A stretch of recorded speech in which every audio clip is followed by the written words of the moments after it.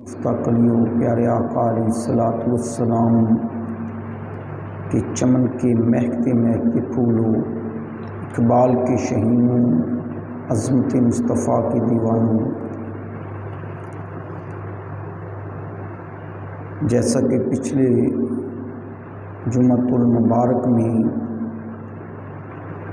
حضرت ابو طالب رضی اللہ تعالیٰ عنہ کی شان بیان کی گئی، آج بھی اسی موضوع کو آگے بڑھاتے ہیں۔ خالق کائنات نے جو ارشاد فرمایا ہے، اذا احب اللہ ان شاء دولۃ خلق له امثال ہؤلاء،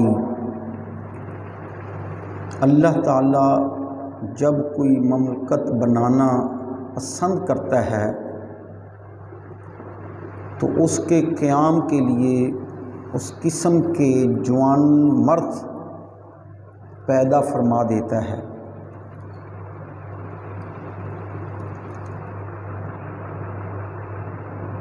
تو حضرت عبد المطلب کے گھر میں جب اللہ عز و جل نے 10 بیٹے عطا کیے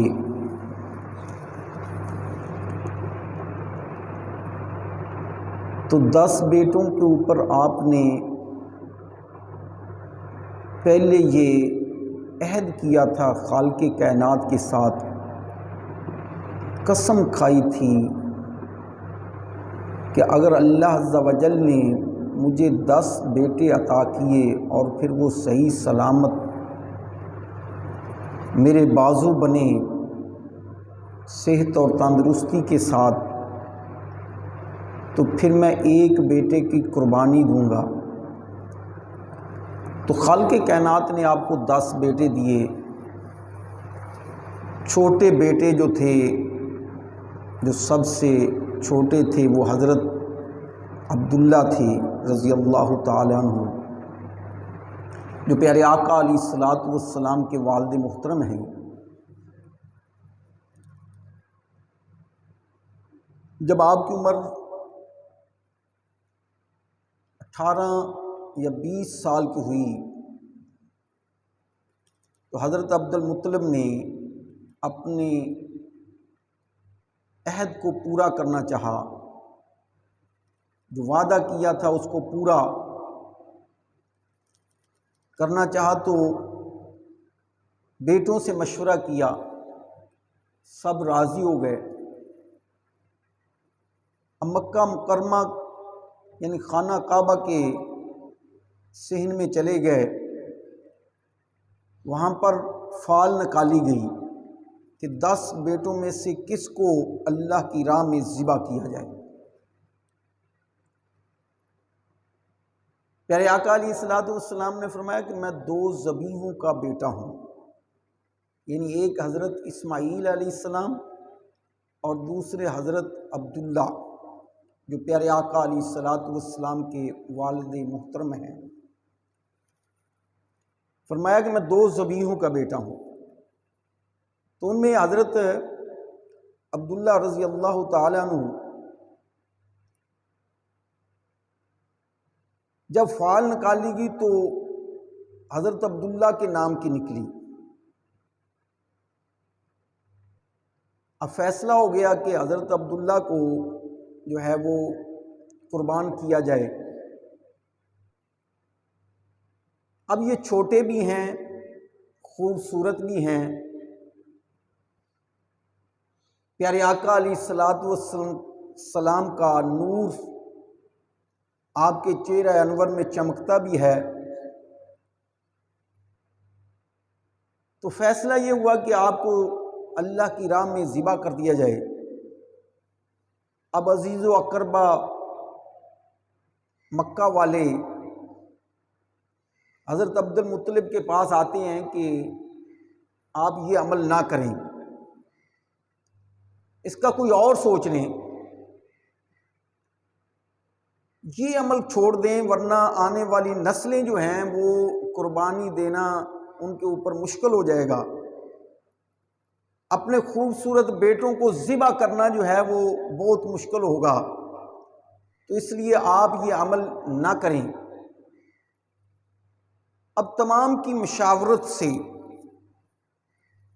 یہ فیصلہ ہوا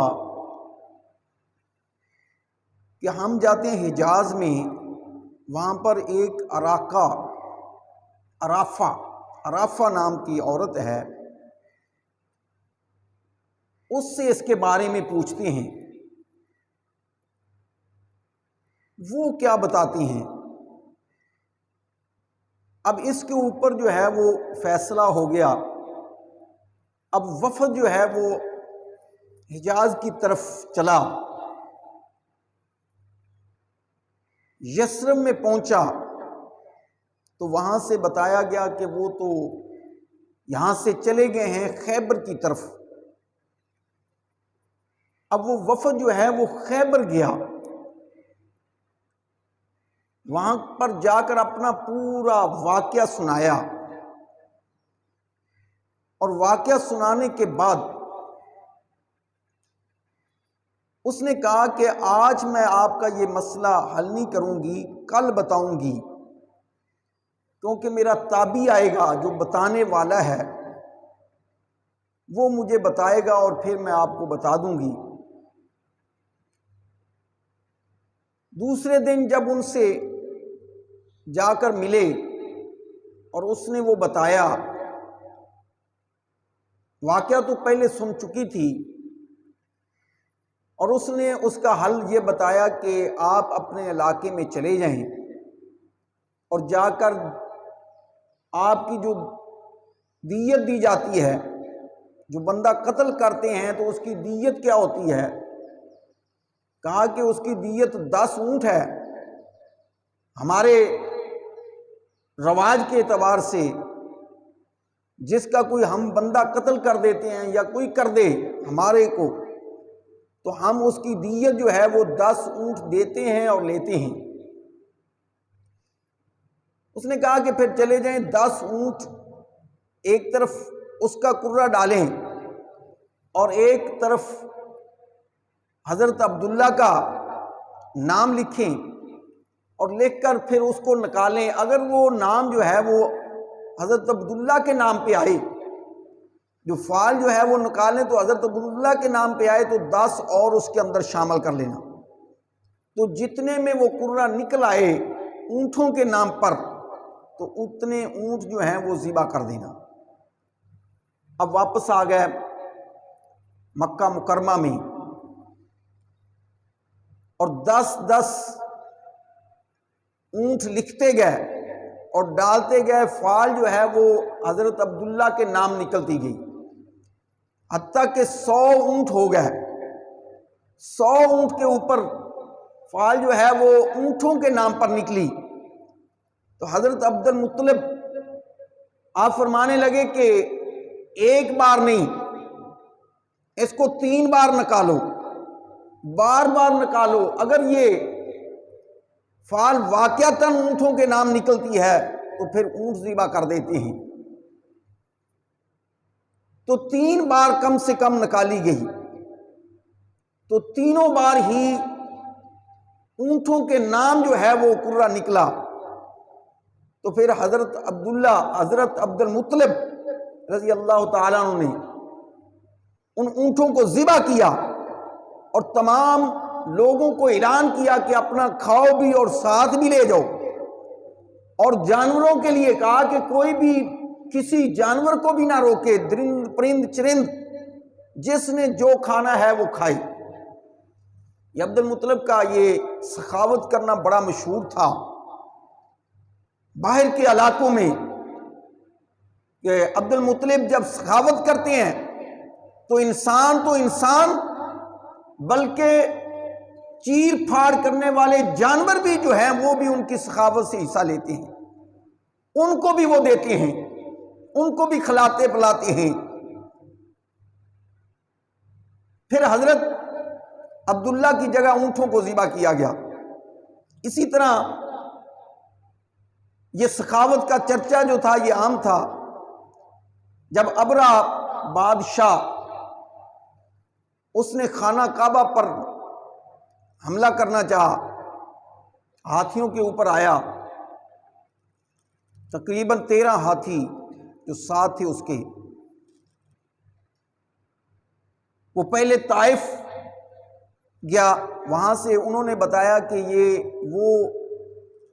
گھر نہیں ہے، یہ وہ علاقہ نہیں ہے جہاں پر آپ آئے ہیں، وہ تو مکہ میں ہے جس کو آپ گرانے کے لیے آئے ہیں۔ اب یہ ابرہ بادشاہ جو تھا یہ بڑا لشکر لے کر تکبر کے ساتھ، غرور کے ساتھ نکلا تھا، لیکن راستے کا اس کو علم نہیں تھا۔ تو طائف سے ایک آدمی اس کے ساتھ چلا جو مسعود ثقفی، وہ ان کے ساتھ چلا راستہ بتانے کے لیے کہ مکہ کا راستہ کیا ہے۔ بعض نے لکھا ہے کہ مسعود ثقفی قبیلے سے ابو رغمال نامی شخص تھا، اور وہ راستے میں جب چلتا آیا بتاتا آیا تو مخمس کے قریب آ کر وہ ہلاک ہو گیا، آگے نہ چل سکا۔ پھر حبشی فوجی اسود بن مقصود جو تھا وہ اس کو ساتھ لے کر قافلے کو چلا، راستہ بتاتے بتاتے خانہ کعبہ مکہ معظمہ کی سرزمین پر پہنچے، باہر جو ہے وہ سٹے کیا۔ مکہ والوں کے اونٹ جو تھے وہ ہانک کر اپنے قبضے میں کر لیے، جس میں 200 اونٹ عبد المطلب کے تھے، باقی مکہ والوں کے، اور 200 اونٹ جو تھے وہ تہامہ چراغاہ تھی وہاں پر چر رہے تھے، وہاں سے انہوں نے اپنے قبضے میں کیے۔ اور پھر ابرہ بادشاہ نے اپنا ایک سفیر بھیجا، ایک شخص کو بھیجا کہ جاؤ ان سے پوچھ کے آؤ، ان کے حالات کا جائزہ لے کر آؤ کہ وہ ہمارے ساتھ لڑنا چاہتے بھی ہیں یا نہیں۔ اب ابرہ بادشاہ جب آیا، اب مکہ کے سردار ہیں حضرت عبد المطلب، ان سے ملاقات ہوئی، آپ نے اس کو بتایا کہ ہم لڑنا ہی نہیں چاہتے، ہم اس کا مقابلہ نہیں کرنا چاہتے۔ کہا کہ وہ خانہ کعبہ کو گرانے کے لیے آیا ہے، کہا کہ خانہ کعبہ کو اگر گرانے کے لیے آیا ہے تو اس کو خانہ کعبہ کا جو مالک ہے وہ اس کو پوچھ لے گا، اس کا تعلق اس کے ساتھ ہے، ہم اس کے ساتھ لڑ نہیں سکتے۔ تو جب اس نے دیکھا کہ یہ لڑ نہیں رہے تو پھر اس نے کہا کہ آپ میرے ساتھ چلیں، آپ کے اونٹ جو ہیں ان کے پاس ہیں، ان کے قبضے میں ہیں۔ حضرت عبد المطلب اپنے اونٹوں کے لیے اور اس سے بات چیت کرنے کے لیے جب گئے تو ذو نظر شخص تھا جو حضرت عبد المطلب کا بڑا پرانا دوست تھا، وہ اس قافلے میں تھا، آپ اس کے پاس گئے، کیونکہ تجارتی مال لے کر جاتے تھے، لے کر آتے تھے، تجارتی تعلقات تھے، ان کے ساتھ دوستیاں تھیں، آتے جاتے تھے، اس سے ملے جا کر کہ میرے اونٹ یہ لے کر آئے ہیں تو آپ میرے ساتھ چلو۔ اب اس نے جو ہے وہ ایک اپنا جو قریبی ساتھی تھا انیس نام کا، اس کو بتایا کہ یہ جو آئے ہیں حضرت عبد المطلب، یہ وہ شخص ہیں جو تجارت کے اعتبار سے ہمارے پاس آتے جاتے ہیں، لیکن اس کی سخاوت کا جو ہے وہ چرچا بہت ہے، یہ سخاوت کرنے والے بہت ہیں، یہ کھلاتے پلاتے بہت ہیں، تو آپ ان کی مدد کریں جتنی ہو سکتی ہے۔ اب وہ شخص جو ہے وہ حضرت عبد المطلب کو ابرہ بادشاہ کے پاس لے گیا۔ حضرت عبد المطلب جب ان کے سامنے گئے تو وہ کھڑا ہو گیا اور اپنی جگہ پر نہیں بیٹھا۔ سیرت نگاروں نے لکھا ہے کہ وہ نیچے اتر کر قلین پر آپ کے ساتھ بیٹھا، اتنا آپ کا رعب اور دبدبا تھا کہ وہ بادشاہ بھی آپ کے سامنے اونچی جگہ پر نہ بیٹھ سکا، نیچے آپ کے ساتھ بیٹھا اور پھر پوچھا کہ کیسے آئے ہو؟ خود تو بات نہیں کر سکتا تھا لیکن اپنے ترجمان سے کہا اس سے پوچھو کہ یہ معاملہ کیا لے کر آئے ہیں۔ اور جب حضرت عبد المطلب سے پوچھا، آپ نے فرمایا کہ میں اپنے اونٹوں کی وجہ سے آیا ہوں۔ وہ ہنسا، مسکرایا، کہا کہ میں نے تو سوچا تھا کہ آپ خانہ کعبہ کو بچانے کے لیے آئے ہیں، جو آپ کے باپ دادا کا یہ چلا آ رہا ہے اس کو بچانے کے لیے آئے ہیں، لیکن آپ تو اپنے اونٹوں کی غرض سے آئے ہیں۔ تو آپ نے فرمایا کہ میں اپنے اونٹوں کا مالک ہوں، جس کا خانہ کعبہ کا جو مالک ہے وہ خود آپ سے رابطہ کر لے گا، وہ خود آپ سے پوچھ لے گا، میں جو جس کا مالک ہوں وہ لینے آیا ہوں۔ حضرت عبد المطلب نے وہ اونٹ لیے، واپس چلے گئے اور قریش مکہ کو، خانہ کعبہ کے لوگوں کو بلایا اور بلا کر ان سے کہا کہ ہم اس کا مقابلہ نہیں کر سکتے، وہ طاقت میں ہم سے بڑھ کر ہے، ہم ان سے لڑنا نہیں چاہتے، تو ایسا کریں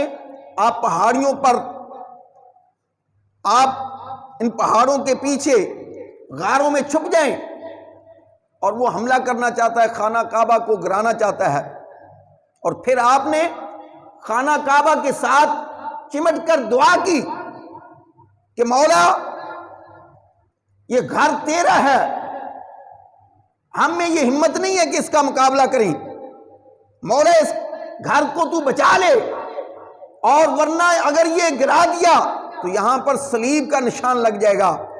تو اللہ عز و جل کی طرف سے حکم آیا، اور جب وہ دوسرے دن صبح کے وقت حملہ کرنا اس نے چاہا تو اس کا جو ہاتھی تھا، محمود جس کا نام ہے، جو سیرت نگاروں نے لکھا ہے، تاریخ دانوں نے لکھا ہے، محمود نامی ہاتھی اس کو اٹھانے کی کوشش کرتا ہے، وہ اٹھتا نہیں ہے، اٹھانے کی کوشش کرتا ہے لیکن وہ اٹھ نہیں رہا۔ جب اس کا منہ جو ہے وہ شام کی طرف کرتا ہے یا خانہ کعبہ کے دوسری اطراف میں کرتا ہے تو وہ اٹھ کھڑتا ہے، اٹھتا ہے، چلتا ہے، اور جب خانہ کعبہ کی طرف موڑتے ہیں تو وہ بیٹھ جاتا ہے، حتیٰ کہ اتنا اس کو مارا کہ وہ زخمی ہو گیا، خون جسم سے بہہ رہا ہے لیکن اٹھا نہیں۔ اور دوسرے ہاتھی جو ہیں وہ چل پڑے، تو خالق کائنات کی طرف سے پھر چھوٹے چھوٹے ابابیل آئے، پرندے آئے، جن کی چونچ اور پنجوں میں چنے کے دانے کے برابر، مسور کے دانے کے برابر پتھر تھے، اور وہ پتھر جس کو لگتا تھا سر میں لگا تو وہ چیرتا ہوا سواری کو بھی نیچے چلا جاتا، تباہ و برباد کر دیا چند ہی لمحوں کے اندر۔ اور اس میں جو ہاتھی جتنے تھے وہ محمود کے علاوہ تمام ہاتھی ہلاک ہوئے، لیکن وہ اللہ عز و جل کی طرف سے کیونکہ وہ اٹھا نہیں، چلا نہیں، تو وہ ہاتھی بچ گیا، اور باقی سارا جو لشکر تھا جو نیت سے آیا تھا وہ سارے کا سارا ہلاک ہوا۔ اور ان میں کچھ لوگ ایسے بھی تھے جو اللہ کے خوف سے ڈرے اور پھر دوڑ کر وہ پہلے ہی، نیت ان کی پہلے ہی تھی، وہ پہلے ہی دوڑ کر پہاڑوں کے اوٹ میں چلے گئے، غاروں میں چلے گئے، اور پھر وہ دیکھ رہے تھے کہ اللہ کا لشکر کیسے آیا اور کیسے ان کو تباہ کر دیا۔ ایسے لوگ جو تھے وہ بچ گئے تھے، اور باقی سارا لشکر جو تھا وہ خالق کائنات نے اس کو تباہ و برباد کر دیا۔ اور یہ واقعہ جو ہے یہ 9 محرم اس سال میں ہوا جس سال میں پیارے آقا علیہ الصلوۃ والسلام کی ولادت باسعادت ہوئی۔ پیارے آقا علیہ الصلوۃ والسلام کی ولادت باسعادت 12 ربیع الاول کو ہوئی، اور یہ اس سے پہلے جو ہے وہ 9 محرم کو واقعہ تھا۔ اور خالق کائنات نے فرمایا الم تر کیف فعل ربک باصحاب الفیل، کیا ہے محبوب آپ نے دیکھا نہیں کہ ہم نے وہ فیل والوں کا کیا حال کیا؟ یعنی پیارے آقا علیہ الصلوۃ والسلام ابھی مادر کے شکم میں ہیں، دنیا میں ظاہری پیدا نہیں ہوئے، لیکن خالق کائنات کیا فرما رہا ہے؟ الم ترى کیف فعل ربک باصحاب الفیل، اے محبوب صلی اللہ علیہ وسلم کیا آپ نے دیکھا نہیں کہ ہم نے فیل والوں کا کیا حال کیا، ان کے ساتھ کیسا ہم نے برتاؤ کیا؟ گویا کہ اے محبوب صلی اللہ علیہ وسلم آپ دیکھ رہے تھے۔ حضور علیہ الصلوۃ والسلام ابھی پیدا نہیں ہوئے تو رب فرما رہا ہے دیکھ رہے تھے آپ،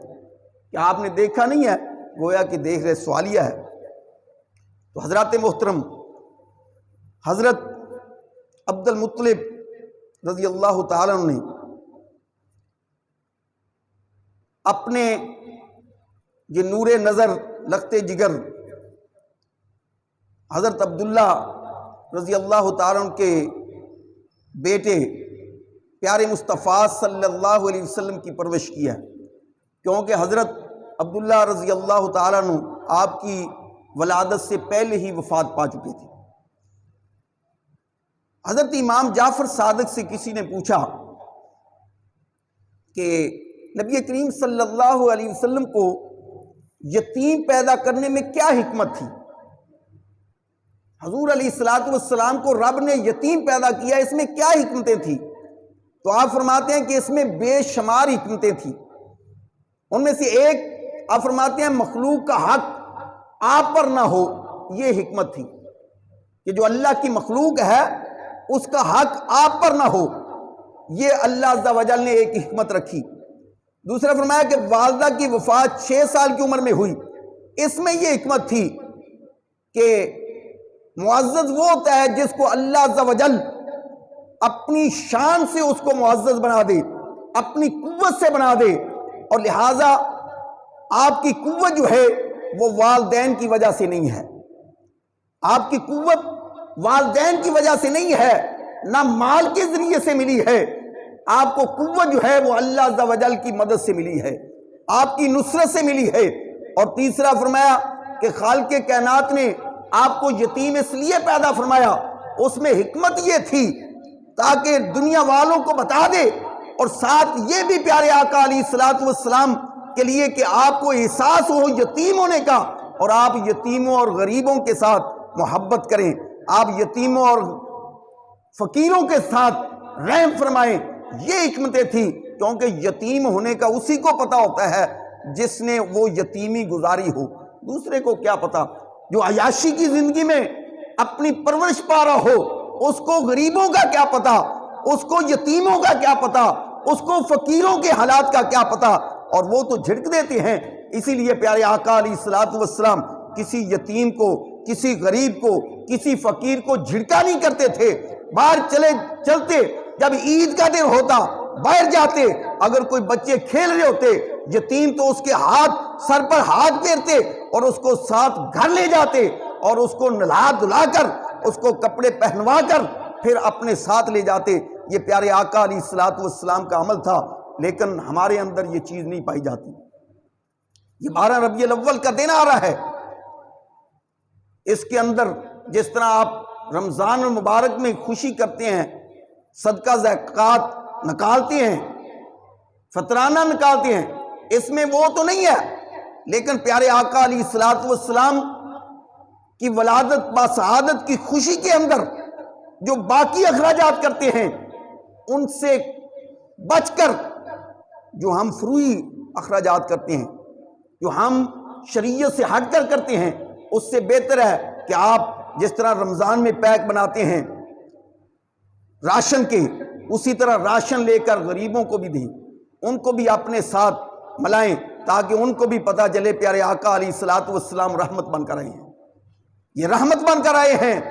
تو ہمیں بھی یہ اس رحمت سے حصہ مل گیا۔ حصہ تو ہر کسی کو ملا ہے، اس میں کوئی شک نہیں، ہر چیز کو پیارے آقا علیہ الصلوۃ والسلام کی رحمت سے حصہ ملا ہے۔ لیکن جب اس دن اس بچے یتیم کو یا یتیم کے گھر میں راشن جائے گا، جب بیوہ کے گھر میں راشن جائے گا، جب بے سہارا کے گھر میں جب راشن جائے گا، تو ان کے گھر میں بھی خوشی کی ایک لہر دوڑ جائے گی، جسم میں خوشی آ جائے گی، تو وہ بھی پیارے آقا علیہ الصلوۃ والسلام کی ولادت با سعادت کی خوشیاں کے اندر شامل ہو جائیں گے۔ دعا ہے اللہ رب العزت ہم سب کو اس دن الصراط المستقیم پر چلنے کی توفیق عطا فرمائے۔